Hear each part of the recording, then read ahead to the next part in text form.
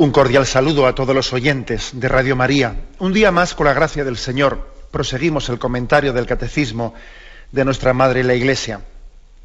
Estamos en la explicación del tercer mandamiento, santificarás las fiestas. Y en concreto, continuamos hoy a partir del punto 2172.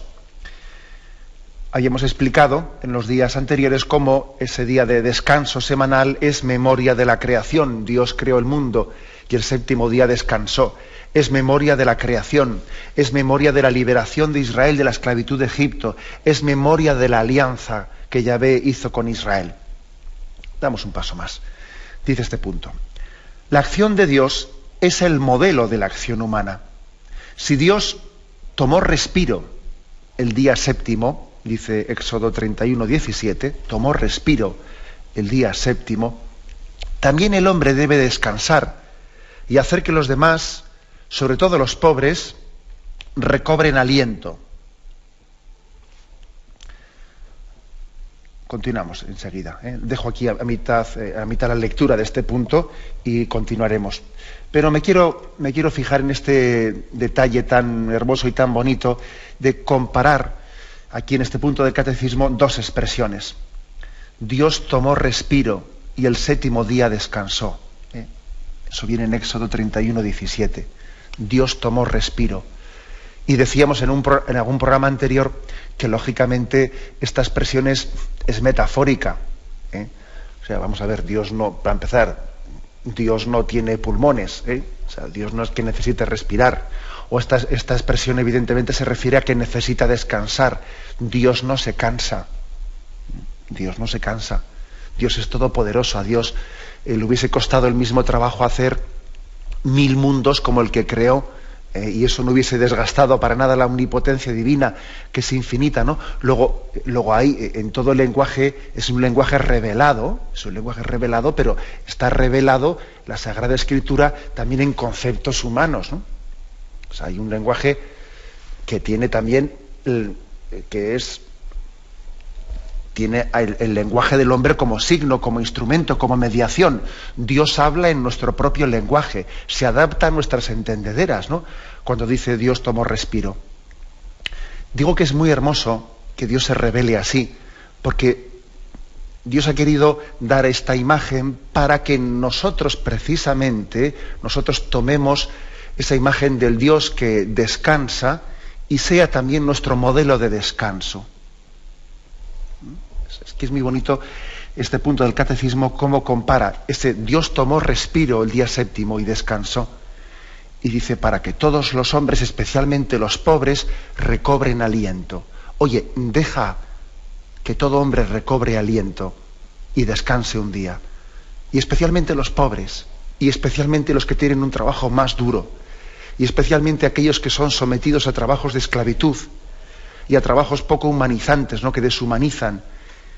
Y hoy en día podríamos decir, ¿no?, y son sometidos a cadenas de producción deshumanizantes, etcétera, tantas personas explotadas. Deja que respiren, deja que tomen aliento, dice aquí, ¿no?, Éxodo 23:12.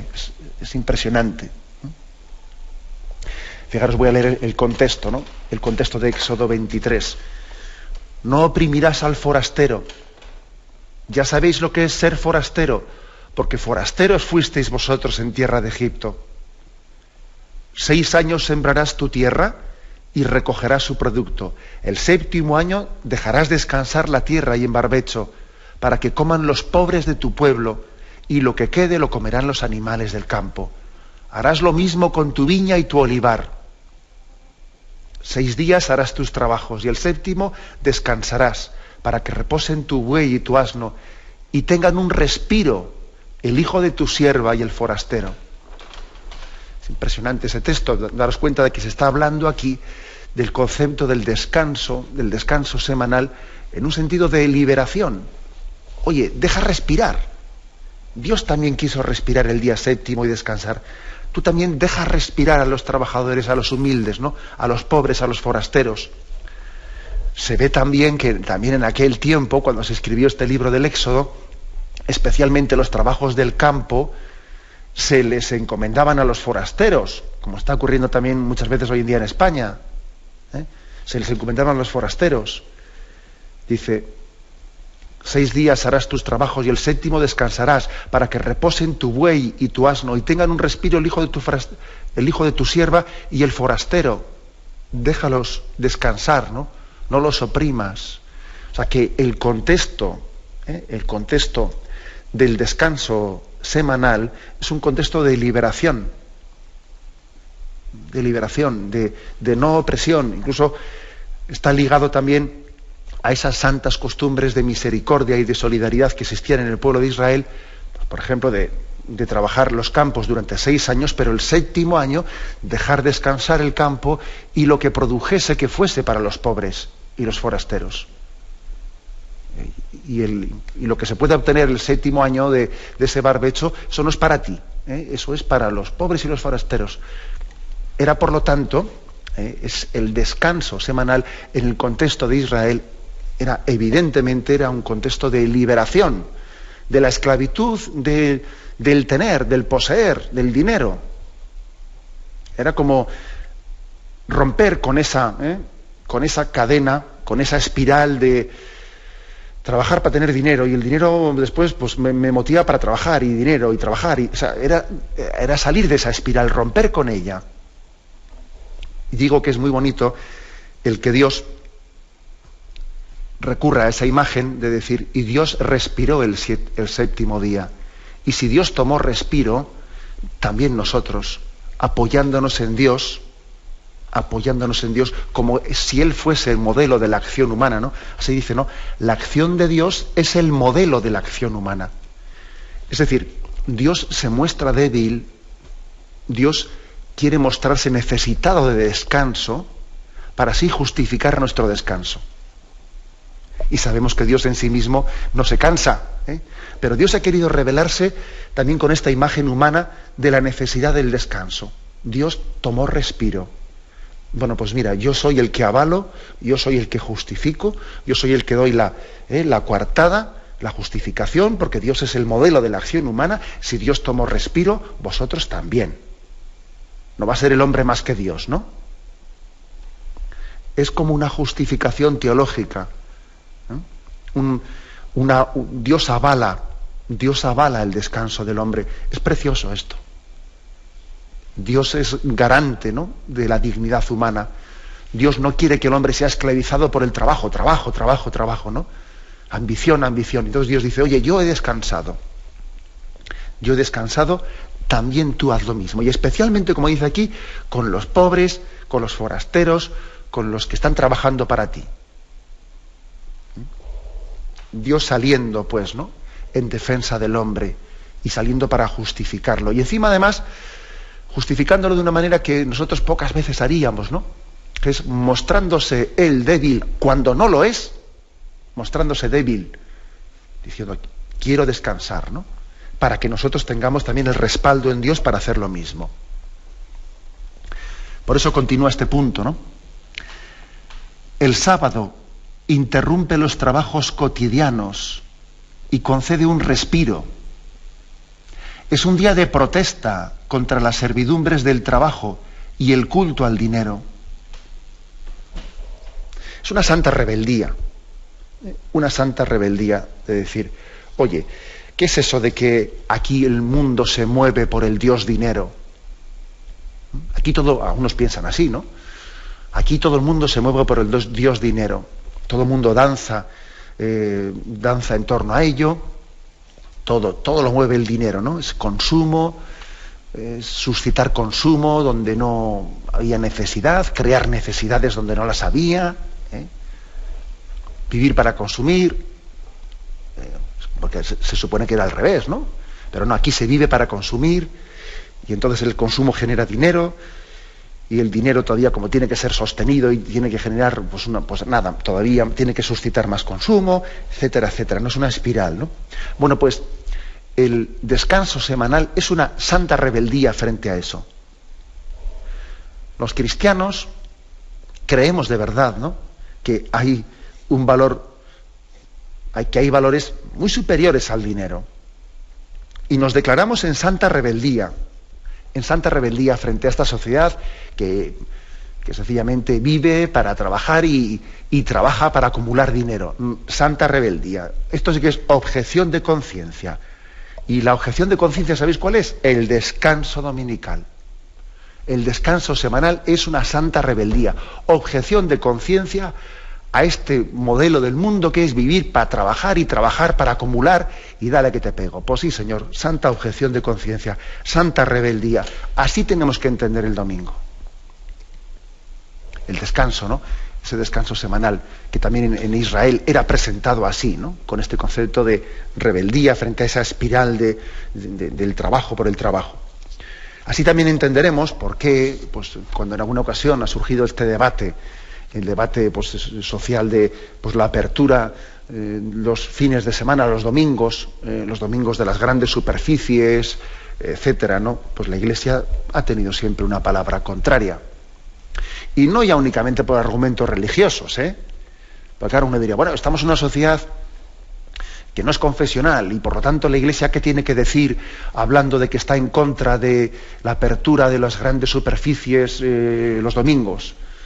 La Iglesia no tiene que meterse en eso, pues que los católicos no vayan a hacer sus compras los domingos, ¿no? Pues no, mire usted, o sea, si es que se juega no únicamente una especie de precepto cumplido o incumplido por parte de un católico, se está jugando un valor que es superior, ¿no? Un valor que dignifica al hombre, que es el que decir, bueno, pues el hombre también quiere, ¿no?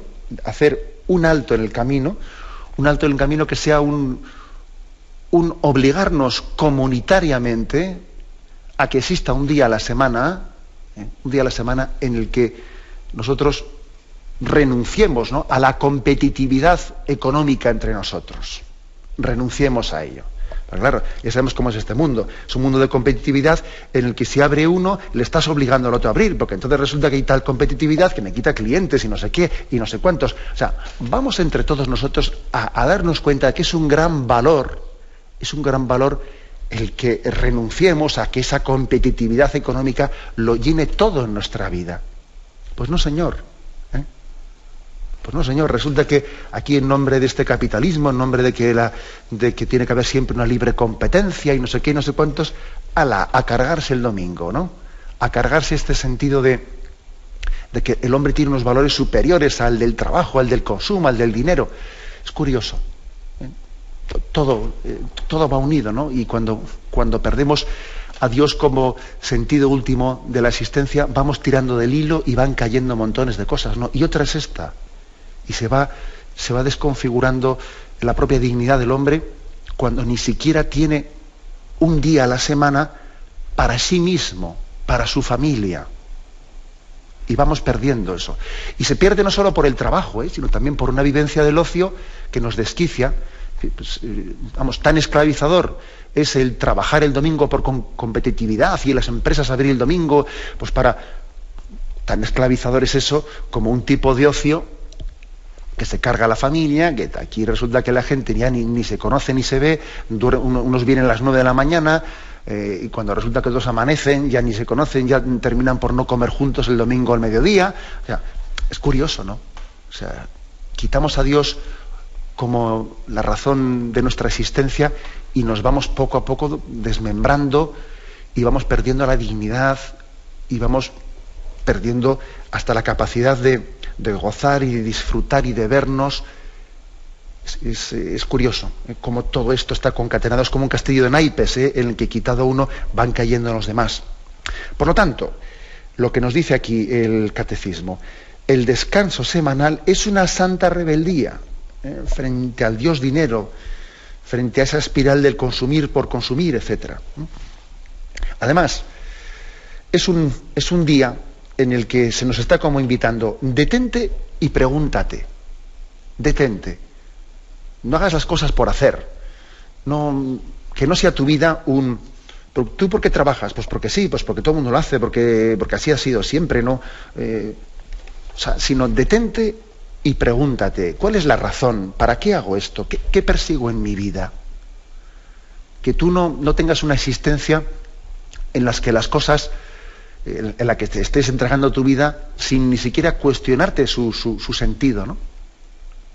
Detente, pregúntate, cuestiónate el por qué y el para qué, ¿no? ¿Qué persigo? ¿A dónde me dirijo? ¿Está bien orientada mi vida? Es un día de reflexión semanal, un día de reflexión importantísimo, ¿no?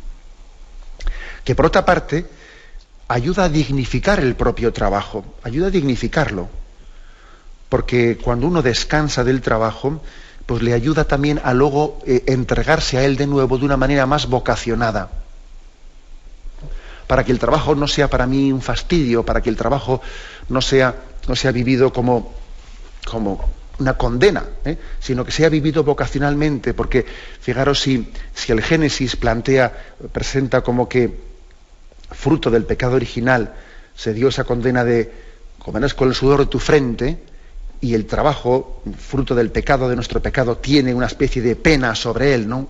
Una pena que nos mortifica. Sin embargo, por la redención de Cristo, nosotros estamos llamados a redimir también el trabajo. Y en vez de que sea un peso, en vez de que sea una condena que arrastramos, en vez de recibirlo así, por la redención de Cristo estamos llamados a que el trabajo sea algo gozoso, vocacional, donde el hombre se realiza, donde el hombre se siente satisfecho de transformar la tierra, de transformar el mundo y hacerlo más perfecto. O sea, que en nosotros tiene que haber, ¿no?, una lucha interior para que el trabajo pase de ser un fastidio, una condena, una especie de, a ser algo gozoso, vocacional, en el que el hombre se siente satisfecho, se dignifica a sí mismo en el trabajo. Bueno, para que esto sea posible, para que se produzca esa transformación interior en nosotros, claro, también ayuda mucho, ¿no?, ese descanso en que acompasa el trabajo con los otros factores vocacionales de nuestra vida, como son la relación con la familia, la relación con Dios. Y acordaros de aquel famoso lema de San Benito, ora et labora, que suponía un equilibrio entre oración y trabajo. Ora et labora, un equilibrio. Y los monjes tienen ese equilibrio entre oración y trabajo. E interrumpen el trabajo a unos toques determinados y suena la campana. Y entonces cuando suena la campana dicen, bueno, fuera trabajo, vale, donde esté, ya seguiré otro día, venga, fuera. Ahora vamos a rezar todos juntos. Y ese equilibrio monacal entre ora et labora, bueno, pues lógicamente, pues nosotros no somos monjes, pero traspasado y aplicado a nuestras circunstancias concretas, también dice, bueno, es que es importante que el hombre equilibre, ¿no? Equilibre en su vida trabajo, oración, relaciones familiares, porque si no las equilibra, pues el trabajo acaba siendo, en vez de un lugar de dignificación del trabajo, un lugar de realización del hombre, acaba siendo, pues sencillamente una condena, acaba siendo un fastidio, algo que estamos sencillamente suspirando por quitárnoslo de encima, ¿no? Y además también hay otra cosa, también hay otra cosa. A veces el trabajo obsesivo, que eso también ocurre, suele ser una especie de refugio de muchas personas para no afrontar los problemas de su vida. Hay muchas personas que se refugian en el trabajo para no afrontar una mala relación que tiene con su mujer. Hay muchas personas que se refugian y meten, es que no puedo ir a casa porque tú no sabes el trabajo que tenemos en la oficina. Sí, tú lo que no quieres es afrontar lo que tienes en casa, que sabes que tienes pendiente una relación con unos hijos, que se te están escapando de las manos, que no eres capaz de llegar a tener con ellos una relación de padre a hijo y entrar en sus corazones y tener una autoridad moral ante ellos, y se te están yendo de las manos y tú te refugias en el trabajo. Y en vez de coger el toro por los cuernos, porque sabes que lo más importante de tu vida son tus hijos y tu mujer, tú ahí escúdate en que tienes mucho trabajo, sí. O sea, también esto ocurre también hoy en día, que el trabajo muchas veces es una excusa en la que nos escondemos para no hacer frente a otros aspectos vocacionales de nuestra vida. Esto ocurre mucho, y de esto yo creo que podrían hablar mucho pues aquellas personas que se dedican a las mediaciones entre parejas en crisis, etcétera, y ven que lo de que hay un exceso de trabajo muchas veces es la excusa, no es la causa, no, es la excusa, es casi la consecuencia de una mala relación familiar. Se esgrime como causa, pero en realidad es mentira, es una consecuencia de la mala relación familiar Entonces uno se está escudando en el trabajo. Por todo ello, ¿no? Por todos estos factores que estamos diciendo, santa rebeldía, interrumpamos el trabajo, dediquémoslo a ese descanso semanal. O sea, daros cuenta que es dignificante, ¿no? Es dignificante este precepto de que Yahvé le pidió a Israel, con el que quiso sellar también la alianza. Es dignificante para que el dinero no sea un ídolo que aplaste al hombre, para que el hombre tenga un lugar de reflexión, de ser consciente de que su vida es una vocación dada por Dios, para que acompase el hora et labora y también se entrega a su vocación familiar. Por todo ello no es dignificante este precepto del descanso semanal. Pues bien, tenemos un momento de reflexión y continuaremos enseguida. Continuamos con la explicación de este punto 2172. En él, de una manera muy bella, se habla de cómo la Sagrada Escritura expresa a Dios que tomó un respiro el día séptimo y de esa manera justifica. Dios quiere ser también modelo de la acción del hombre y justifica que los hombres, especialmente los pobres y los trabajadores que se afanen en los trabajos más duros, también ellos puedan recobrar el aliento, puedan tomar respiro. Por eso Yahvé quiso a Israel también que observase celosamente el precepto del sábado. Entonces aquí está, por ejemplo, se nos propone aquí Nehemías 13, versículos del 15 al 22, en el que se ve con qué celo Israel dijo: vamos a guardar de verdad el descanso del Shabbat, del sábado. Dice: por aquellos días vi que había en Judá quienes pisaban los lagares en el día de sábado.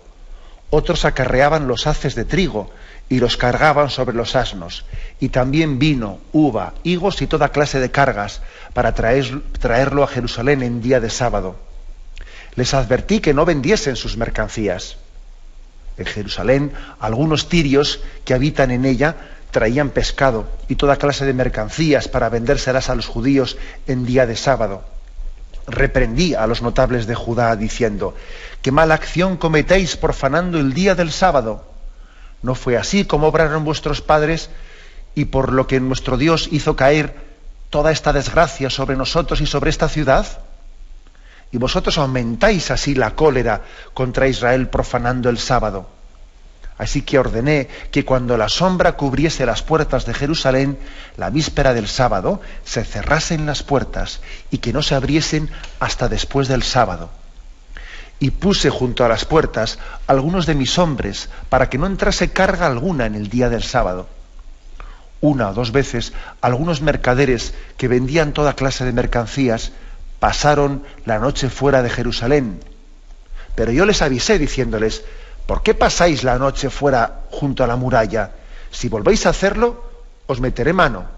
Desde entonces no volvían más en sábado. Ordené también a los levitas purificarse y venir a guardar las puertas para santificar el sábado.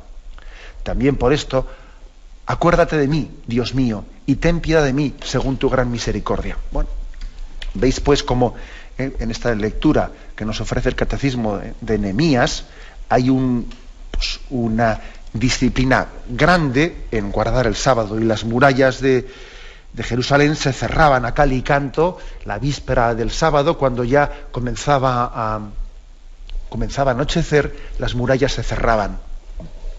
Bien, es verdad que después Jesucristo también hizo una especie de matización del concepto y del espíritu del sábado, que explicaremos porque eso viene en el punto siguiente, pero ahora lo que estamos centrándonos es cómo también existió un celo en guardar este precepto. Sí, porque claro, es que si resulta que en Jerusalén entraban ya 5, 6, 7 y 8, pues ya crean, como he dicho antes, ¿no?, crean una especie de competitividad. Y si han entrado 10, pues ya los demás parece que tienen que hacer lo mismo, y es así. Esto es una especie de tregua. Lo del descanso es una especie de tregua. Y para que haya tregua hay que quedar de acuerdo entre todos de que la haya. Porque claro, si uno dispara, los demás también se sienten justificados. Es que si él no deja de disparar, también los demás tenemos que disparar. Entonces, precisamente una tregua suele ser una negociación para quedar de acuerdo que a partir del día tal, a tal hora, ya nadie dispara. Y las treguas se negocian así. Bueno, pues permitidme una ocurrencia como esta como ejemplo, ¿no? Pero es que algo creo que este ejemplo sirve aunque sea un poco atrevido lo que estoy diciendo, sirve algo también para entender lo que es un descanso semanal. También tiene que haber una especie de preceptos, como existen de hecho en las legislaciones, ¿no? Una especie de preceptos que se dice, vamos a ver, y hay una legislación que obliga a cerrar. Es que claro, es que si no se obliga a cerrar, bueno, pues parece que no hay tregua. Y si uno rompe la tregua, los demás siguen disparando. Es así, ¿eh? Bueno, pues esto también nos hace entender que como el descanso semanal hace referencia a la competitividad económica y eso está muy interrelacionado, evidentemente tiene que haber una pauta que todos los demás debamos seguir. Y por eso yo antes me rebelaba frente a esa especie de liberalismo o neoliberalismo que hoy en día viene a decir que no se puede poner ningún tipo de cortapisas pues a la libre competencia. Pues porque no, y vamos a ver, pero ¿quién es ese señor neoliberal? A ver, ¿qué Dios es ese? ¿Qué Dios es ese ante el que todos, el de la libre competencia, ante el que todos tenemos que postrarnos? ¿Esa libre competencia, ese neoliberalismo, está por encima del hombre o está a su servicio? Vamos a tener la santa rebeldía, ¿no? De decir, vamos a ver, no, el neoliberalismo no puede ser una ley ante la que todo el mundo tenga que postrarse. Es que la libre competencia es que no sé qué.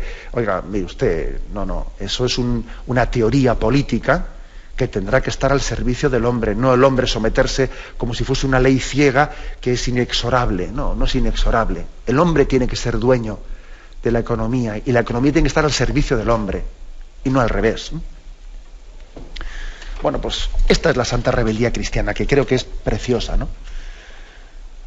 Además, también forma parte de la sabiduría cristiana, hay un refrán que dice, ¿no? Algún dinero evita preocupaciones, mucho dinero las atrae. O sea, sí, buscamos la riqueza, ¿no? Buscamos la riqueza, pero la riqueza tiene también sus limitaciones, no es el valor último. Algún dinero, dice el refrán, algún dinero evita preocupaciones, mucho las atrae.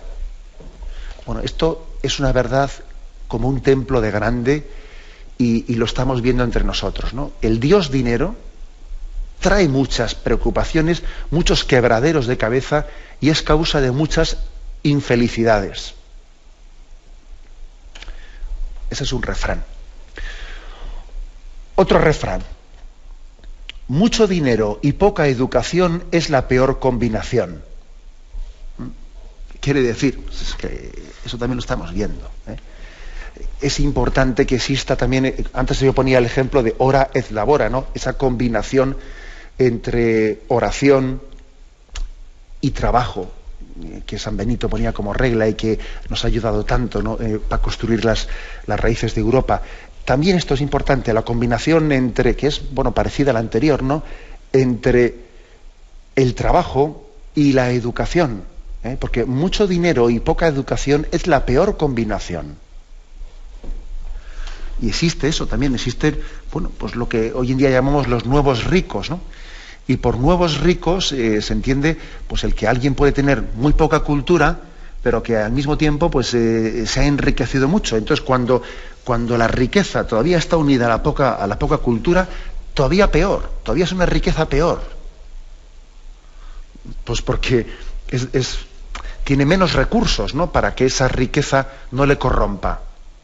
Si una persona tiene una cultura elevada, una educación elevada, podrá tener, yo diría, más recursos para que las riquezas no le corrompan.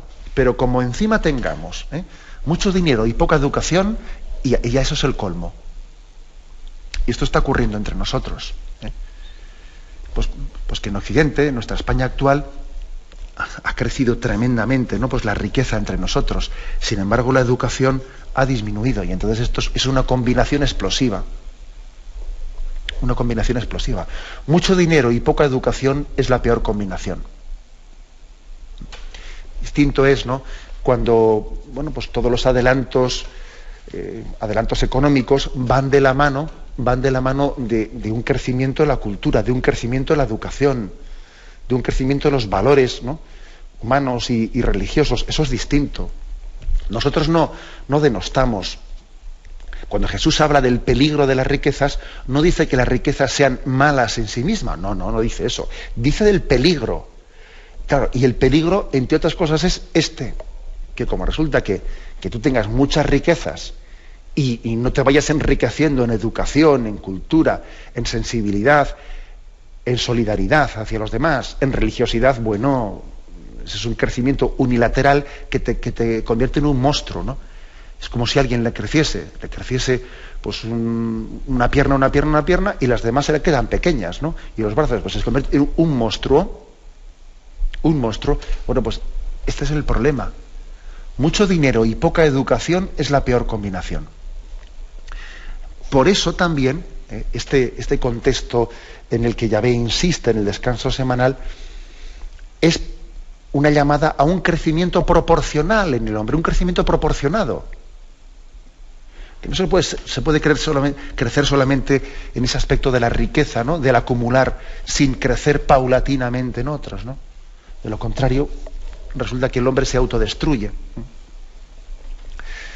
Hay también aquí otra frase de reflexión que creo que también en alguna ocasión he tenido ocasión de deciros, pero bueno, la repito. O sea, la capacidad que tenemos a veces de que el hombre se esclaviza solamente por el dinero, solamente por el consumo, solamente por el trabajo, solamente por... Bueno, y dice, un autor francés que dice esta reflexión: hay gente que pasa su vida haciendo cosas que detesta para conseguir dinero que no necesita y comprar cosas que no quiere para impresionar a gente que odia. Es una frase dura, ¿no? Pero creo que también tiene mucho de verdad. Cuando precisamente hacemos del trabajo y del dinero y del acumular pues un fin en sí mismo en vez de un medio, un fin en sí mismo. Bueno, pues resulta que en ese contexto uno puede estar asqueado de lo que hace.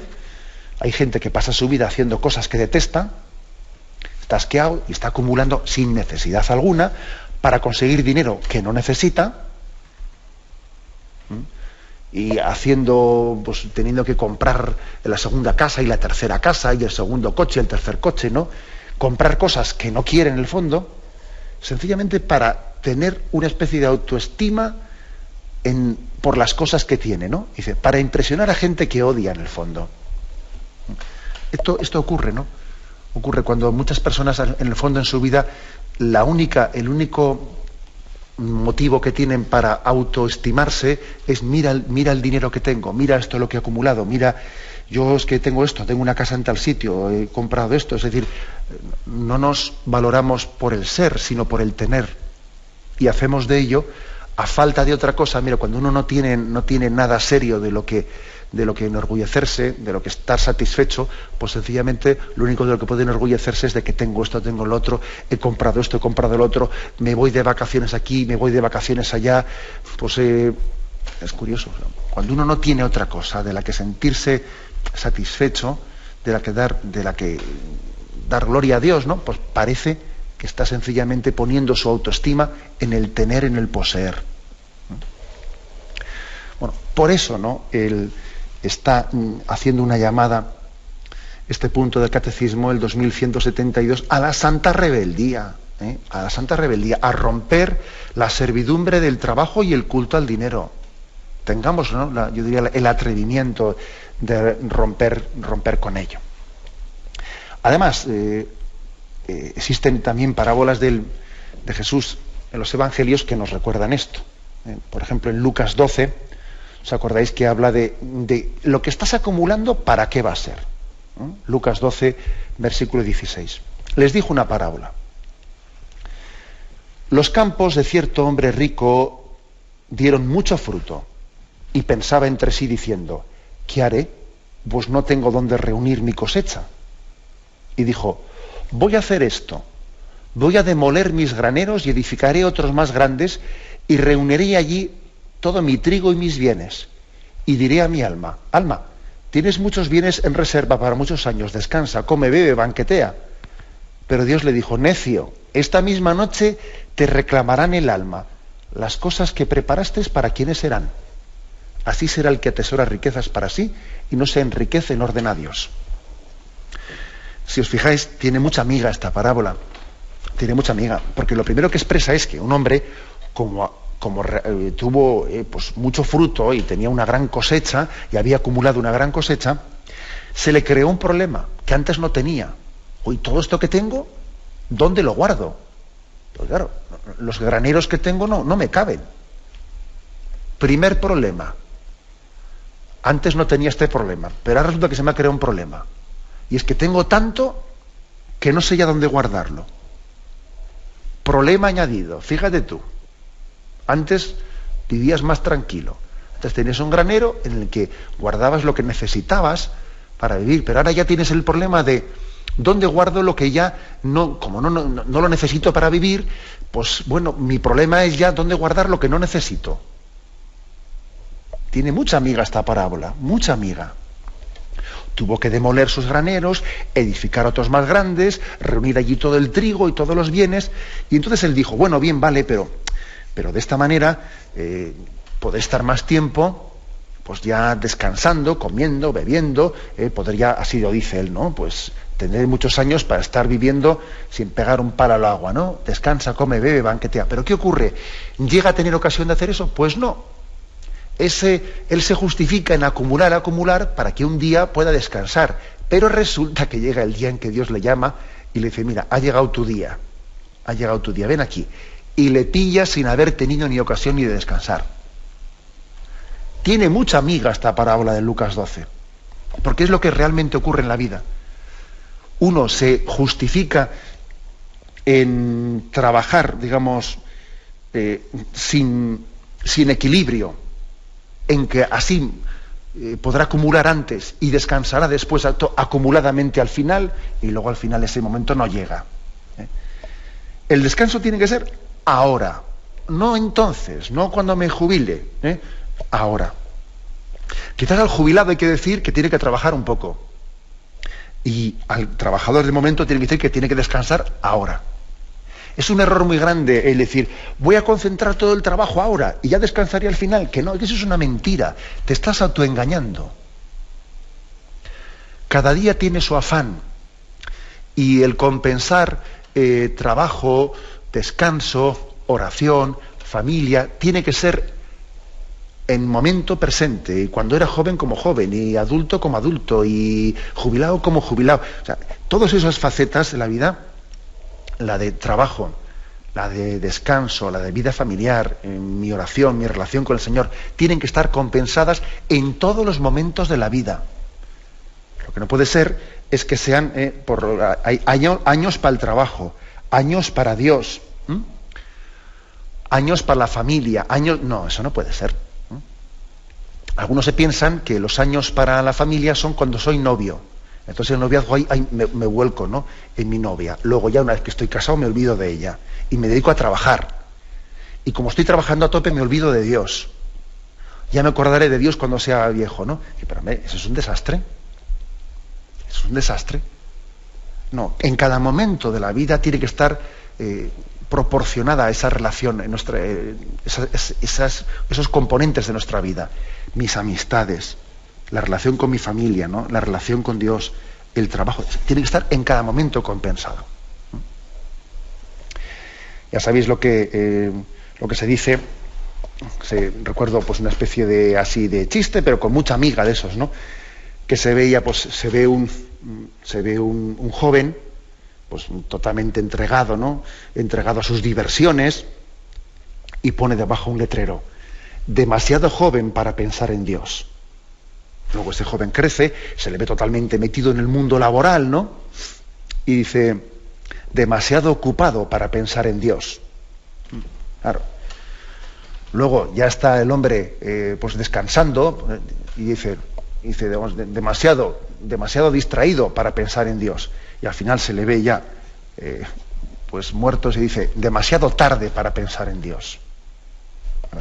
Eso ocurre, que demasiado joven, que demasiado ocupado, que demasiado distraído, que al final demasiado tarde.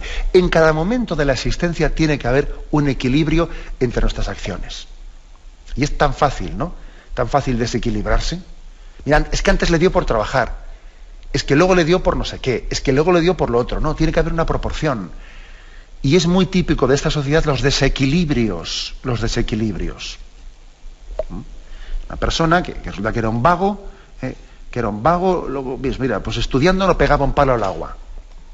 Pero luego, mira, pues se incentivó con el trabajo, y se metió totalmente a trabajar, y parece que eso como tuvo que comprarse un piso o un chalet, eso le motivó y ahí se metió a trabajar, y entonces dejó de ser un vago y se puso a trabajar, pero de una manera desmedida, totalmente desmedida, desproporcionada. Pero ¿cómo has pasado de ser un vago que no pegas un palo al agua, aunque ahora de repente tienes un objetivo y trabajas desmedidamente, y luego ahí abandonas a tu familia y luego te olvidas de tu fe? Pero hombre, hay que tener una proporción en las cosas que hacemos. Que no haya un ídolo que te desequilibre. Que en una cosa y en la otra, ¿no? Estás encontrando pues un carril para tu vocación, ir descubriendo lo que Dios quiere de ti, pero no te dejes obnubilar en un momento, una etapa de tu vida, ¿no? No te dejes obnubilar pues por el trabajo o por la diversión. Eso ocurre, ¿no? Hay jóvenes que tienen momentos en su vida que solamente piensan en divertirse, y ahí se olvidan de todo lo demás, de la familia, de tal. Luego de repente, ¿no? Pues los padres viendo ese desequilibrio, dicen, vamos a ver si le hacemos meterse en una hipoteca, y con la hipoteca, cuando él se veía con una responsabilidad, esto le ata, le sujeta. Entonces, pues igual lo consigue, ¿no? Pero el chaval se mete en una dinámica de trabajo para intentar pagar otro desequilibrio. O sea, antes estaba desequilibrado por las juergas que hacía, ahora está desequilibrado porque solamente piensa en trabajar para pagar esto. Luego, ¿qué hay que hacer? O sea, engañarnos como si fuésemos un monito al que hay que engañarle al monito para tenerlo distraído. Es que qué poca cosa somos, ¿no? Por eso, y me centro en este aspecto del 2172, que el Catecismo propone. Hay una invitación a la santa rebeldía frente a la obsesión por el trabajo, por el tener. Una invitación a que en la vida del hombre hay un equilibrio entre el ora et labora, y el descanso sirva para dignificar al trabajo, y el trabajo sirva para dignificar al hombre. Un equilibrio, ¿no?, entre trabajo, espiritualidad, vida familiar, amistades en nuestra vida. Vamos a pedir este don. Pedimos este don. Lo más bonito igual de este punto, y lo concluyo así, es la primera frase. La acción de Dios es el modelo de la acción humana. Y Dios trabajó, y Dios descansó. Y Dios también de esta manera nos enseñó a tener unos ritmos en nuestra vida, unos ritmos concretos. Bien, lo dejamos aquí, damos paso a la intervención de los oyentes. Podéis llamar para formular vuestras preguntas al teléfono 917-107-700. 917-107-700. Sí, buenos días, ¿con quién hablamos? Hola, buenos días. Buenos días, escuchamos. Llamo porque, hablando del trabajo, que es esto tan importante en la vida de las personas, la verdad es que el último accidente de avión me ha planteado muchos dilemas morales, porque la verdad es que a veces uno dice, a pesar de todo lo que trabajamos, todo lo que hacemos, todos nuestros esfuerzos, nunca parece que llegaremos a conseguir que el hombre no sufra, es decir, no, y además incluso que no tenga posibilidad de elegir, ¿no? Porque las personas que viajaban en ese avión desgraciadamente no pudieron elegir ese destino al final que tuvieron, ¿no? Es decir, si vamos en coche podíamos elegir ir más despacio, pero entonces a veces pienso, digo, por ese trabajo intenso, ese trabajo duro que hacemos para conseguir el perfeccionamiento del mundo, siempre vamos a tener esa grandísima limitación, nunca vamos a tener una libertad suficiente como para que, no sé si me explico, el trabajo sí. nos permita perfeccionar más todavía el mundo, ¿no? Pues bien, muchas gracias por su llamada, que además yo creo que nos da pie para hacer una reflexión, yo creo que importante, porque el tema ese esa cuestión que tanto nos ha impactado a todos, ¿no?, de ese accidente de Barajas, plantea un poco el sentido de la existencia. A mí me llama la atención cómo en esta nación tan secularizada no sabemos cómo abordar, ¿no?, pues la reflexión social de después del accidente. Y algunos medios de comunicación pues están totalmente centrados en que, a ver, es que el accidente pudo ser así, es que la turbina no sé qué, lo otro no sé cuántos, bueno, pues metiéndose ahí en esquemas y haciendo dibujitos de cómo el avión sale y no sale y tal. Bien, por supuesto que habrá que estudiar las causas técnicas y que eso es importante y tenemos un deber de seguridad en las cosas que hacemos. Bien, eso está muy bien. Pero eso no deja de ser secundario, porque como ha dicho el oyente, sin duda alguna, siempre hay un margen muy grande pues para el error. O sea, no existe la perfección. Y por mucho que hagamos pues todo pues, un código de seguridad en nuestras cosas, siempre hay un margen grande de inseguridad. Y además no únicamente por tu parte, sino que puede ser por parte de otro. Luego nuestra vida nunca la vamos a tener totalmente controlada, no. Siempre estamos pues, a merced de que ocurra algo totalmente imprevisto que nos ponga totalmente las cosas boca arriba, ¿no? Que es lo que dice el texto de Lucas 12 que hemos leído. Ese que estaba acumulando bienes y le dice, necio, que esta noche te vamos a reclamar la vida y todo el lío que llevas aquí, ¿para qué va a ser? Aquí se va a quedar todo, ¿entiendes? Aquí se va a quedar todo. Luego quizás lo que está faltando, ¿no?, en esta reflexión social que estamos haciendo en torno al accidente, después del accidente de Barajas, es esto, o sea, el sentido de la existencia. Sí, que está muy bien que a ver el motor y a ver quién falló, a ver si la revisión de los motores, sí, pero te digo yo que aunque revises 10 veces más, también puede ocurrir un fallo. Entonces, ¿dónde está, o sea, en qué nos centramos en nuestra reflexión? En que a ver si mandamos más psicólogos pues para intentar que a las personas que tienen una conmoción les den un momento de alivio, o igual también a ver si les dan algunas pastillas para que intenten así su momento de ansiedad sobrellevarlo. Bien, eso estará bien, pero eso no deja de ser una pequeña ayuda sintomática, pues para que esos síntomas de angustia en ese momento se sobrepasen, pero eso no soluciona la cuestión. La cuestión última es el sentido de la existencia. ¿Qué sentido tiene la existencia? O sea, ¿yo para qué estoy en esta vida? Eso es lo último, que aquí parece que no solo...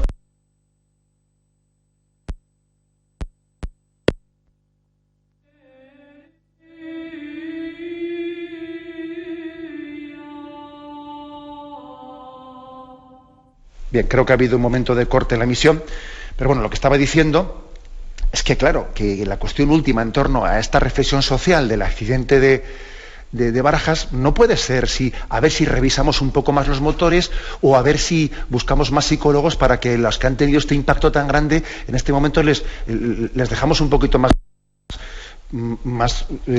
relajados. La cuestión última está: ¿qué sentido tiene la existencia? ¿De acuerdo? Damos paso a un siguiente oyente. Creo que estamos teniendo algún problema. Ponemos un momento de música para ver si nos normalizamos. Sí, buenos días, ¿con quién hablamos? Hola, buenos días, Ave María Purísima. Sin pecado concebida, adelante. Monseñor, buenos días.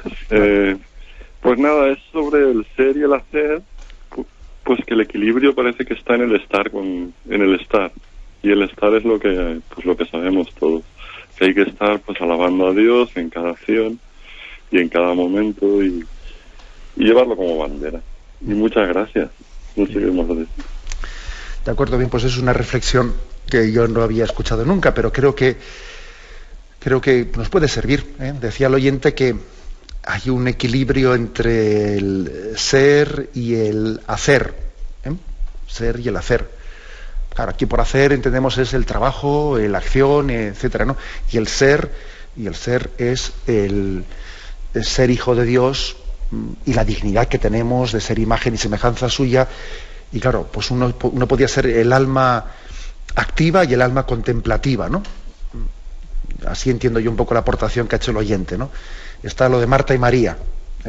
Marta sería el hacer, María sería el ser, ¿no? Y el equilibrio entre el ser y el hacer, dice el oyente, pues es el estar. Bueno, es decir, estar siempre en presencia de Dios. En presencia de Dios cuando trabajamos, en presencia de Dios cuando oramos, en presencia de Dios cuando estamos en la vida familiar, cuando descansamos, aquello que dice San Pablo: ya comáis, ya bebáis, ya descanséis, ya lo que fuere, hacedlo todo para la gloria de Dios. Quizás el equilibrio entre esa alma activa y el alma está en estar con Dios, hacerlo todo en presencia de Dios, ¿no? Ahora, es verdad también que para poder tener esa capacidad de vivir en presencia de Dios, necesitamos también hacer un alto, interrumpir, ¿no? Ese hacer, y entonces uno esté explícitamente con el Señor, que esa fue la reprensión que le hizo Jesús a Marta, Marta, andas inquieta con muchas cosas, pero ahora vente aquí, y ya comeremos más tarde. Pero ahora déjate, no nos importa comer un par de horas más tarde, que ahora estamos escuchando a Jesús, ¿no? Esto es también lo que supone este descanso semanal que hoy comentamos, ¿no?